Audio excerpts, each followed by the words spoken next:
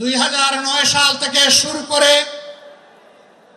2024 সালের 5ই আগস্ট পর্যন্ত বাংলাদেশ আওয়ামী ফ্যাসিবাদের কবলে ছিল। ফ্যাসিবাদ প্রতিপক্ষ সংগঠন হিসাবে তার প্রথম হিংস্র থাবাটি বিস্তার করেছিল বাংলাদেশ জামাতে ইসলামের উপর।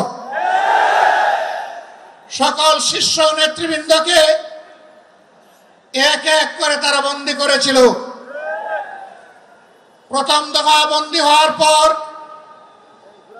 প্রিয় সংগঠন এটিএম আজহারুল ইসলামের উপর সেই সময়ের গুরু দায়িত্ব তুলে দিয়েছিল।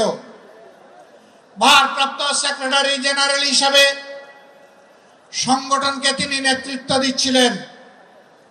পথের কাঁটা সরানোর জন্য বাকিদের ধারাবাহিকতায় ষড়যন্ত্র অব্যাহত রেখে তাকেও গ্রেফতার করা হলো।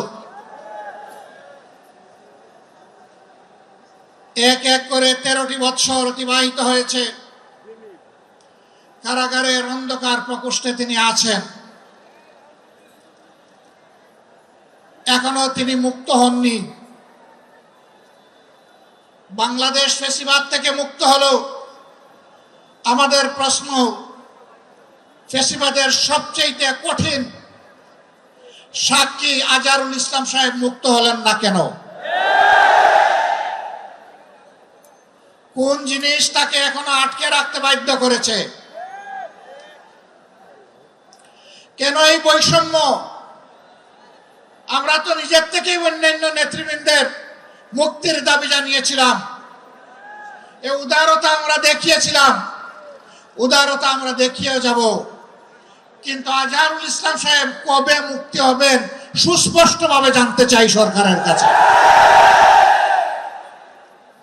আমরা তো চাইনি, কল্পনাও করিনি এইভাবে আমাদেরকে রাস্তায় নামতে হবে প্রিয় আজহার ভাইয়ের মুক্তির দাবিতে। আমরা বাধ্য হয়েছি। আমরা স্পষ্ট বার্তা দিতে চাই, তার মুক্তি না হওয়া পর্যন্ত এই সমাবেশ প্রথমও নয়, শেষও নয়। সমাবেশ, বিক্ষোভ, আন্দোলন অব্যাহত থাকবে।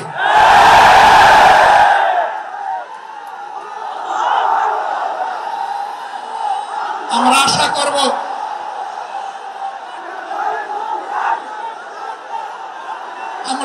করব সরকার শুভবুদ্ধির পরিচয় দেবেন।